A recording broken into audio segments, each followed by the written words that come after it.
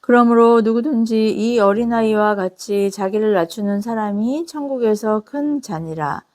또 누구든지 내 이름으로 이런 어린아이 하나를 영접하면 곧 나를 영접함이니. 아멘. 오늘 마태복음 18장 1절에서 5절까지의 말씀, 어리석은 신뢰라는 제목을 가지고 말씀의 은혜를 나누고자 합니다. 저는 저희 아이들이 중학생이 되기 전까지 매번 성탄절 성탄절 전날에 선물을 했어요.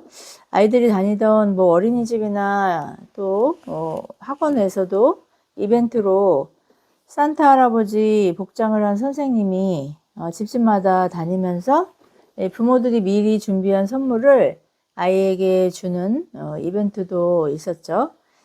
부모들은 평소에 미리 아이들이 갖고 싶어 하는 그런 뭐 장난감을 물어보고 전달을 했어요.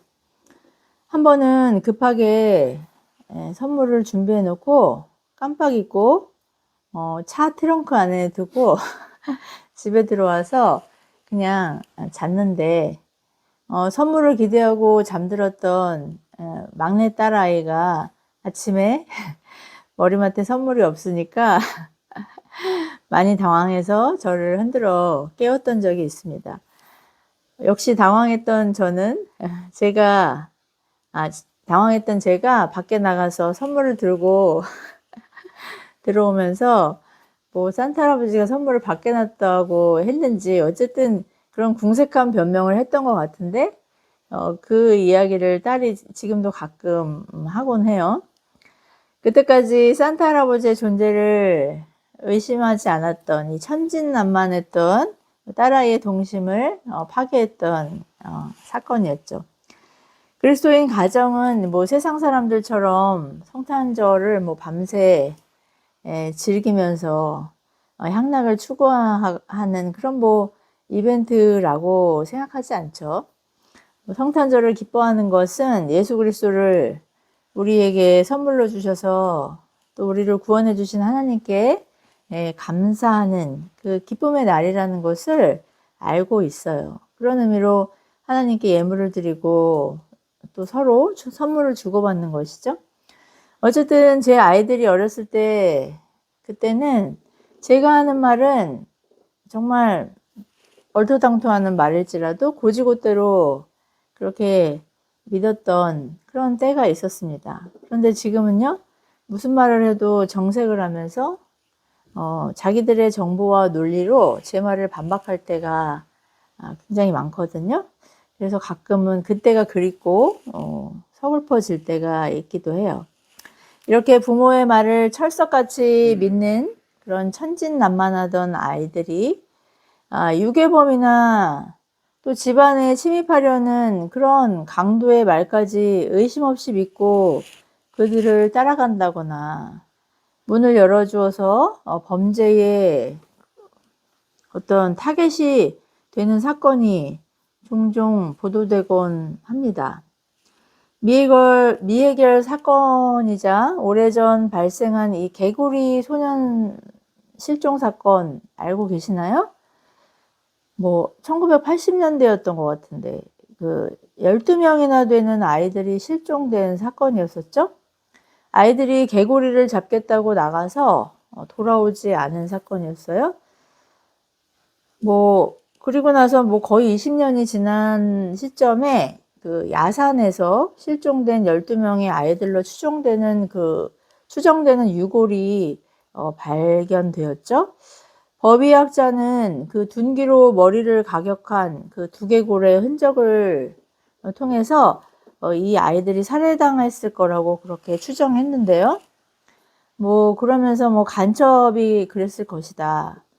심지어는 뭐 담임 선생님이 그랬다는 추정의 그런 뭐 말들도 있었어요. 어쨌든 지금까지 범인을 찾지 못한 이 미제 사건으로 남아 있습니다.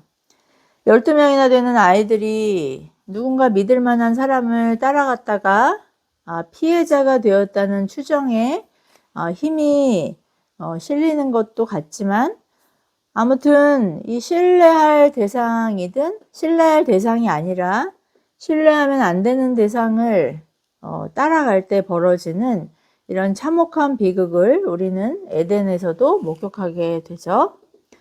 자신들을 창조하시고 세상을 다스리는 이 하나님의 대리 통치자로 부름받은 첫사람 아담과 하와가 그들이 절대적으로 의존해야 하는 이 창조주 하나님을 신뢰하지 않고 마귀의 거짓말을 어리석게 따른 결과가 바로 현재 우리가 사는 이 세상의 모습입니다.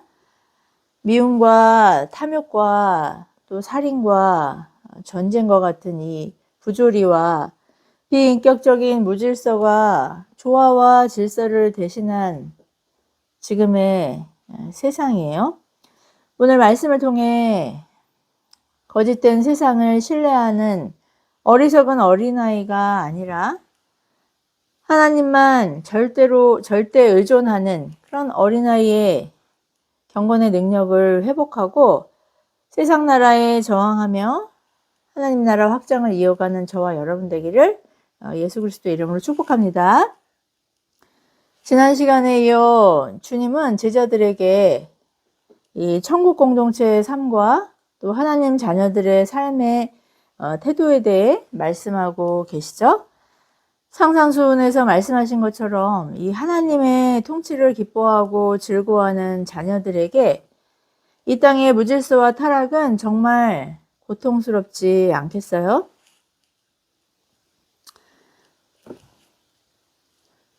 이렇게 하나님을 신뢰하는 자들의 가치관과 삶의 태도가 절대적인 하나님 의존이라는 의미로 기도를 가르쳐 주셨었죠.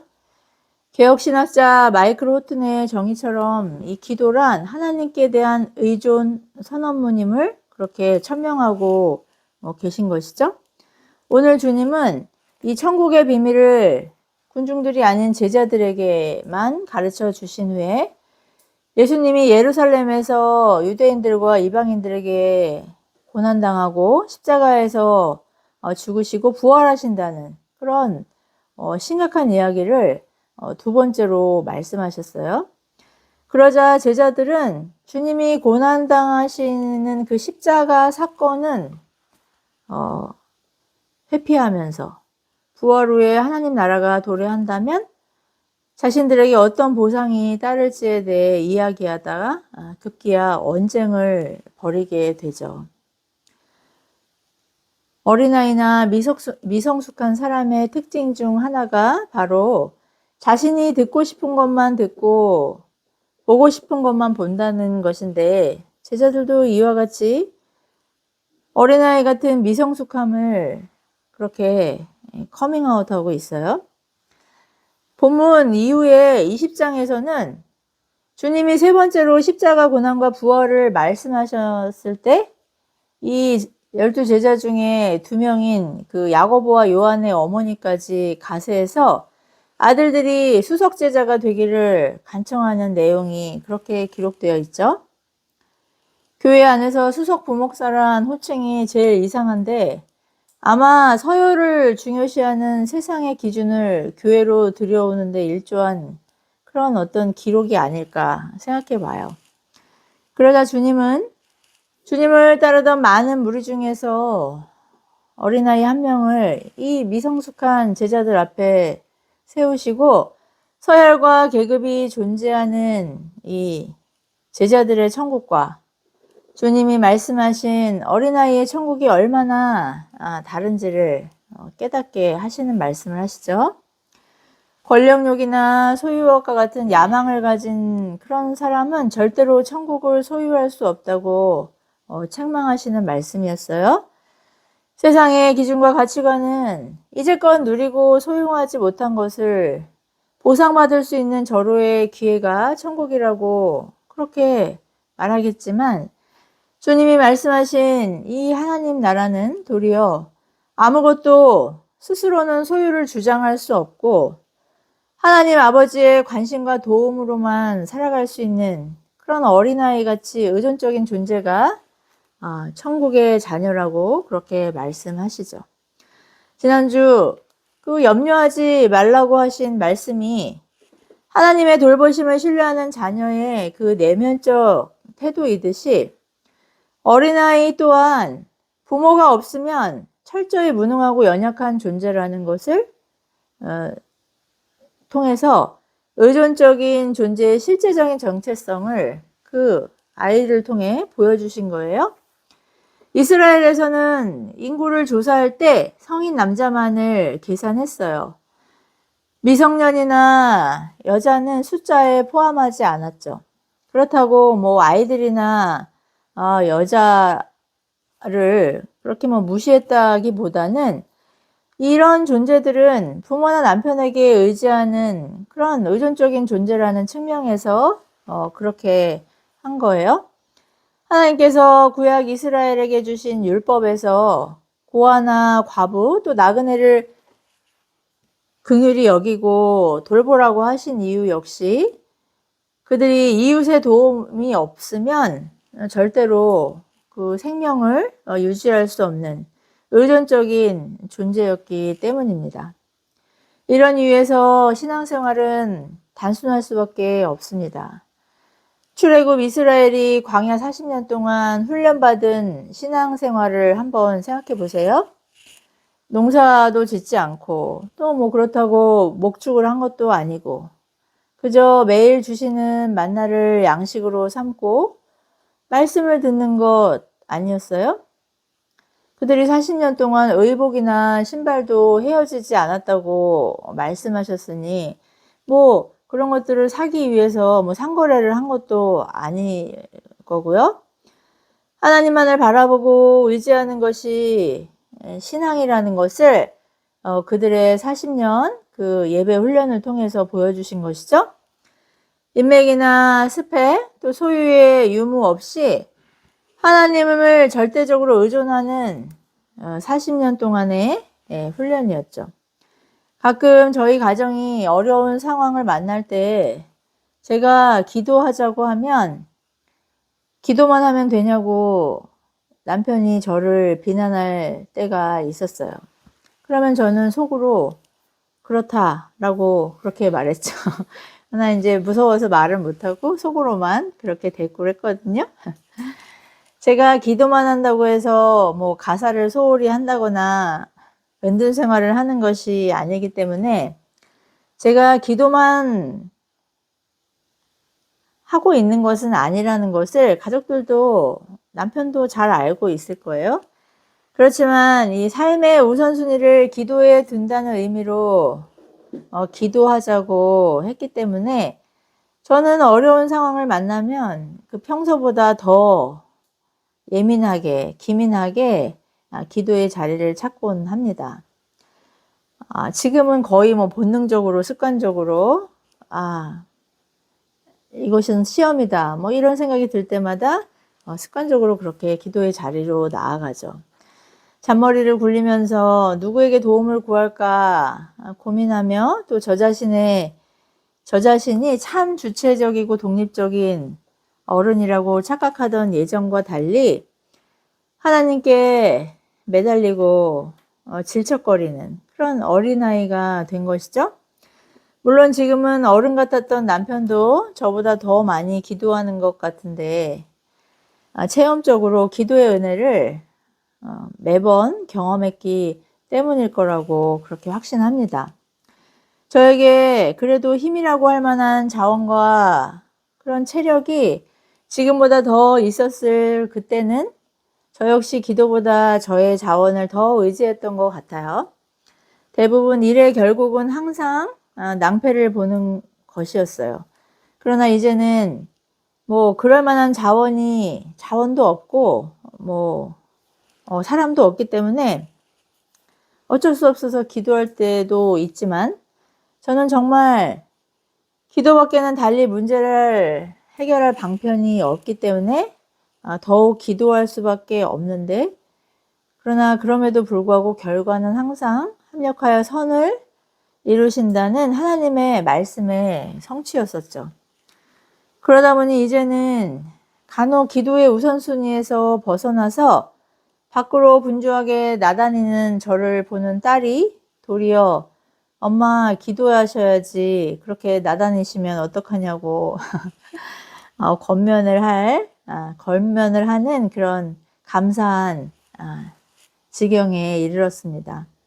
삶이 단순해지니까 정말 기도하고 말씀에 집중하게 되는 그런 신앙의 선순위를 그렇게 살아가고 있는 것 같아요. 선순환을. 저를 위한 사치라면 매일 저녁 집 앞 시민공원에서 한두 시간을 운동하는 것인데 그럼에도 너무 바쁘다는 생각이 드는 요즘이에요.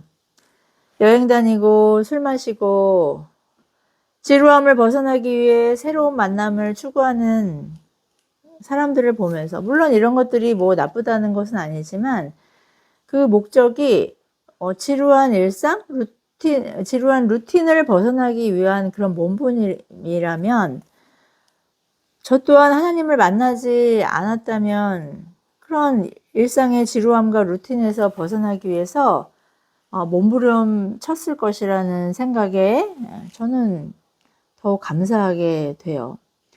사도 바울은 고린도전서 14장 20절에서 악에 대해서는 어린아이가 되라. 또 선을 행하는 지혜에 있어서는 장성한 어른이 되라고 그렇게 말씀했죠. 악에 대해 무능해져라. 또 선한 것을 지혜롭게 선택하라는 의미입니다. 어린아이의 그 장점을 비유로 한 거예요. 주님도 범죄자들의 밥이 되기 쉬운 무지를 특징으로 하는 어린아이가 아니라 부모를 신뢰하고 의존하는 천진난만한 단순성이 특징인 어린아이의 그 장점을 오늘 그 비유를 통해 말씀하신 거예요. 자신의 무능과 연약함을 알기 때문에 부모에게 의존하는 것 아니겠어요? 오래전 둘째가 청소년기 때 속을 너무 썩여가지고 어느 날은 너무 화가 나서 나가라고 소리를 질렀거든요. 제가 이렇게 차분하게 설교를 하지만 사실 화가 나서 소리를 지르면 저희 남편도 무서워하는 것 같아요. 그런데 그렇게 소리를 질렀더니 현관문 앞에서 엉엉 울면서 내가 어디 갈 데가 있는데 자꾸 나가라고 하냐고 그렇게 하소연을 했던 기억이 납니다. 그렇게 부모에게 의존하던 아이가 요즘은 이제 뭐 속상한 일 때문에 독립하라고 하면은 알았다고 당장 나가겠다고 그렇게 큰 소리를 치더라고요. 자기가 잘못해서 엄마가 속상해서 한 말이다. 내가 좀 달라져야겠다. 그렇게 반성하지 않고 엄마가 예민해서 자기를 간섭하고 힘들게 한다고 그렇게 합리화해요. 요즘은 아이들의 사춘기가 초등학교 4학년부터 시작된다고 합니다. 정보의 홍수 속에서 대면적이고 관계적인 놀이 문화보다는 그 스마트폰의 온라인 문화에 익숙해졌기 때문이라고 말하는 그 사회심리학자의 그 불안 세대라는 책의 내용이었어요. 제가 어렸을 때는 학교에 들어가기 전부터 산으로 들로 돌아다니면서 아이들과 어울려 놀고 또 저희 집에서 그 마을에 있는 시장까지 뭐 왕복으로 1시간 넘는 거리도 혼자 다니면서 그렇게 심부름을 했거든요. 그런데 뭐 저희 아이들도 그렇게 뭐 통제하고 제가 감시하고 했지만 지금 아이들은 부모들의 통제와 감시 속에서 제가 어렸을 때 누렸던 어떻게 보면 좀 위험해 보이는 그런 자유를, 놀이 문화를 꿈도 꾸지 못하고 있는 것 같아요. 미국에서는 아이 혼자 집 앞을 배회하면 그 부모가 신고당하고 심지어 방임 학대로 양육권을 박탈당하기도 한다고 합니다. 그런데 이 스마트폰은 아주 어릴 때부터 쥐어주면서도 고립된 은밀한 그 세계에서는 부모의 감독 없이도 자유롭게 범죄에 노출되는 사례가 빈번하게 발생하고 있어요. 이런 해악으로 청소년 자살률과 우울증이 급증한 지가 벌써 20년 전부터라고 합니다. 13세 미만의 아동에게 계정 개설을 금지하는 규정이 있다고 하지만 너무 쉽게 가입이 가능해서 유명무실하다고 해요.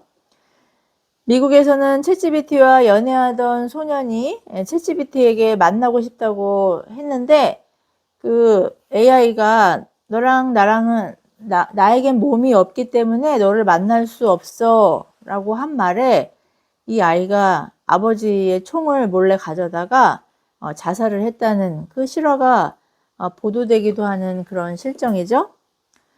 어른이라고 모두 이런 무지에서 자유롭지는 않지만 어린아이는 더욱 취약하다는 것에 여러분도 동의하실 거예요. 이런 사람들을 우리는 미성숙하다고 그렇게 생각하죠. 미성숙한 사람들의 특징에 관한 정의를 보았는데요.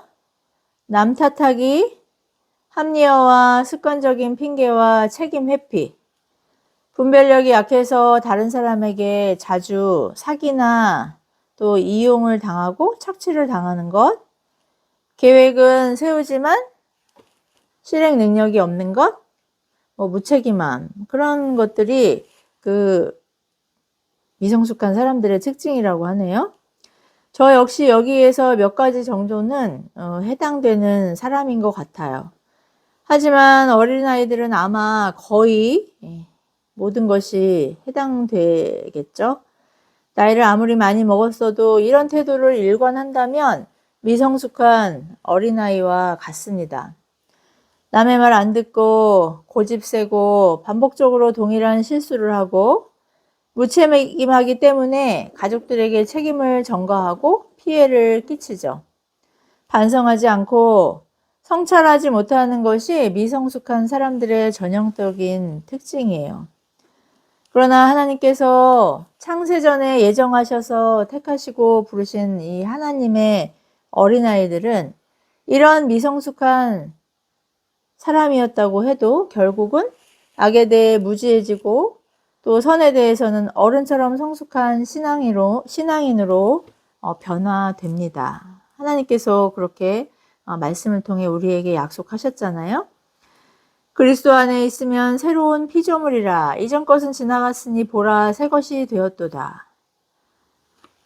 고린도후서 5장 17절에서 그렇게 약속하셨죠? 또 성도의 견인 교리와 성화의 교리가 이것을 약속하고 있어요. 세상은 성숙함을 독립적이고 주체적인 것으로 생각하죠. 그러나 하나님을 신앙하는 우리에게 성숙함이란 주님의 장성함에 이르기 위한 분투인 성화예요. 하나님이신 예수님조차 하나님을 어린아이처럼 아빠라고 부르시며 절대적으로 신뢰하고 의존하신 것을 기도로 보여주셨잖아요.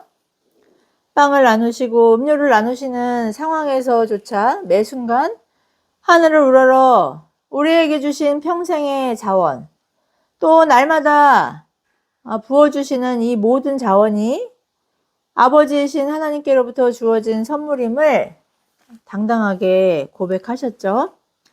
저는 종종 하나님은 왜 이처럼 지독히도 하나님의 형상에서 멀어진, 일그러진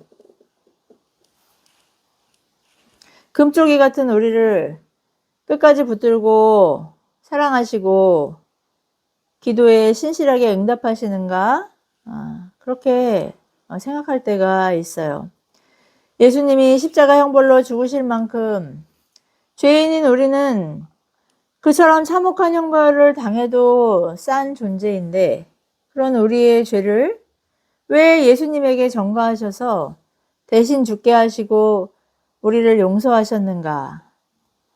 가슴 벅찬 감격으로 기도할 때가 있습니다.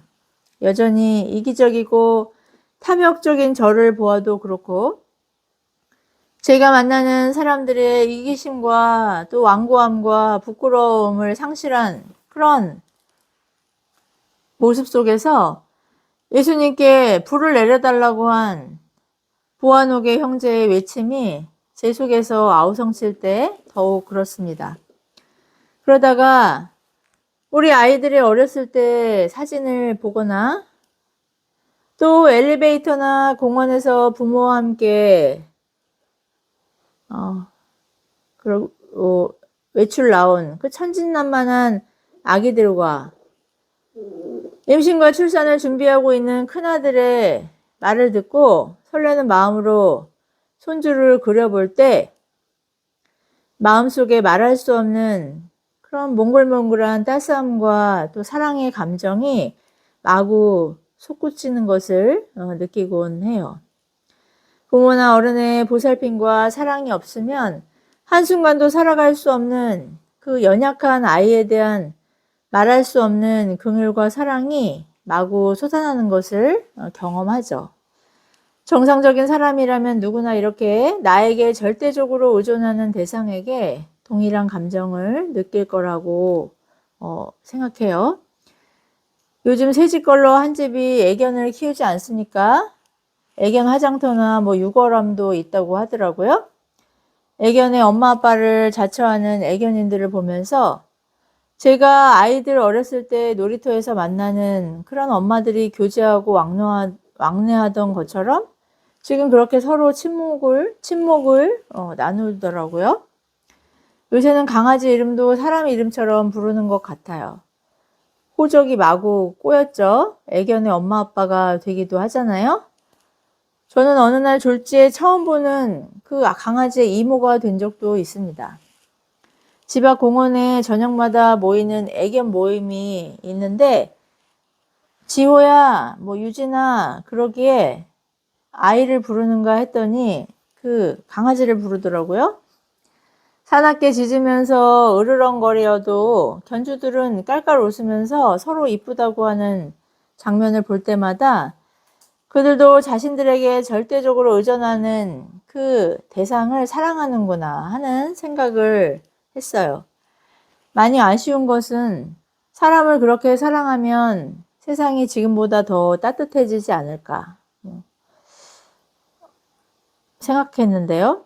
저한테 돌진해 오는 그런 그 강아지로 인해서 깜짝 놀라 몸이 굳어있는 저는 아랑곳하지 않고 여유 있는 태도로 애견에게 왜 그래? 집에서는 안 그러잖아. 그러면서 일로 와 하는 견주를 보면 저를 투명인간처럼 대하는 그 견주의 태도에 마음이 상할 때가 종종 있습니다.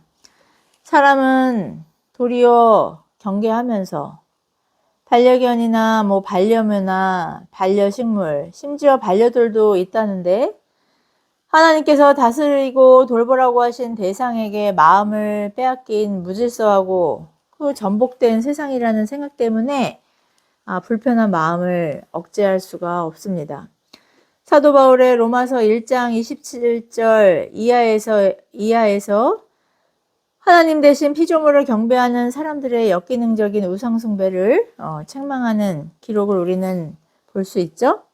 비록 하나님을 모르는 불신자일지라도 사람이 꽃보다 아름답다고 한 노래 가사처럼 비록 뒤틀리고 일그러진 우리의 형상일지라도 아직 하나님의 형상을 간직한 그런 이웃들에게 좀 더 관심과 애정을 쏟는다면 사람들이 고립감으로 절망하다 우울증에 걸리든지 자살을 하든지 또 고독사하는 그런 비극적인 사건이 줄어들지 않을까요?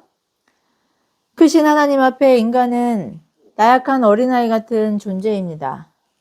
하나님이 호흡을 거두시면 죽고 생명을 주시면 출생하고 살아가는 그런 죽고 사는 문제나 키를 1cm도 자라게 할 수 없는 그런 무능한 존재예요. 그러니 위해서 하나님은 우리를 사랑하시기로 작정하신 것 아니겠어요? 하나님 당신이 대신 죽으심으로 티끌 같은 인생을 살리신 측량할 수 없는 사랑의 현현이 바로 십자가의 그 사랑이죠. 그 사랑을 인식하고 경험한 사람이 아버지 하나님의 자녀가 되는 것이고 그렇게 하나님 없으면 난 살 수 없다고 고백하는 그런 절대 의존적인 존재가 바로 하늘나라의 자녀임을 어린아이를 통해 비유하고 계셨던 것이죠. 사랑하는 성도 여러분, 로마서 1장 16절과 고린도전서 1장 22절 이하에서 예수 그리스도의 복음과 십자가가 세상에서는 어리석은 것이나 구원받은 우리에게는 능력임을 선포하고 있습니다. 우리가 하나님만을 어린아이처럼 의지하며 기도하고 예배드리고 말씀을 가까이 하는 것이 세상에서는 어리석은 아이의 모습으로 비춰질 수도 있어요. 그러나 하나님의 관점에서는 이렇게 하나님 한 분만으로 만족하며 그 하나님의 품 안에서 모든 것을 가졌다고 고백하는 어린아이가 장성한 자, 성숙한 자, 그리고 제자들이 그렇게 꿈꾸었던 그런 많은 것을 소유한 큰 자가 아닌 하나님께 의존하는 큰 자임을 여러분도 기억할 수 있길 바랍니다. 지금 우리 안에 임한 하나님 나라에서 우리의 심령과 교회 공동체가 세상에서는 어리석어 보이지만 하나님 앞에서는 성숙한 이 어린아이의 절대 의존을 누리고 있을까요? 하나님이 하나님이 아니라 세상의 가치와 질서인 힘과 소유를 의존하고 있는 그런 우리는 아닐까요? 하나님을 의존하고 바라보는 시선을 빼앗는 그런 물리적인 장애물과 방해되는 우리의 욕심과 정욕에 저항하면서 기도만 하면 다냐? 라고 하나님이 어딨냐? 라고 도전하는 세상에 그래, 기도만 하면 다다. 만유의 주인이신 하나님이 우리 아빠다. 그렇게 당당하게 선언할 수 있는 복음의 능력을 전하는 저와 여러분 되기를 예수 그리스도의 이름으로 축복합니다. 기도하시겠습니다.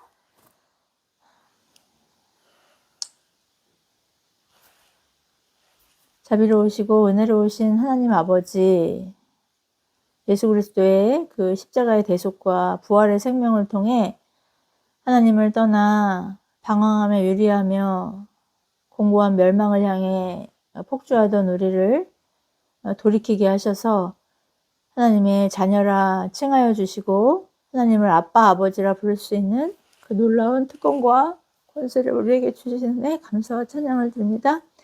하나님 아버지, 이 권세와 특권을 세상의 가치관, 또 세상이 말하는 그런 부요함과 바꾸고자 하는 우리의 어리석은 미성숙함을 이 시간 하나님 앞에 회개하게 하시고 하나님만이 나의 모든 것이고 내가 사는 이유라고 고백하는 그 어린아이의 하나님 절대 의존적인 하늘의 성숙함이 우리의 삶을 주장하고 다스릴 수 있도록 우리에게 은혜의 은혜를 더하여 주시옵소서. 모든 말씀 보배롭고 존귀하신 예수 그리스도의 이름으로 간절히 기도드리옵나이다.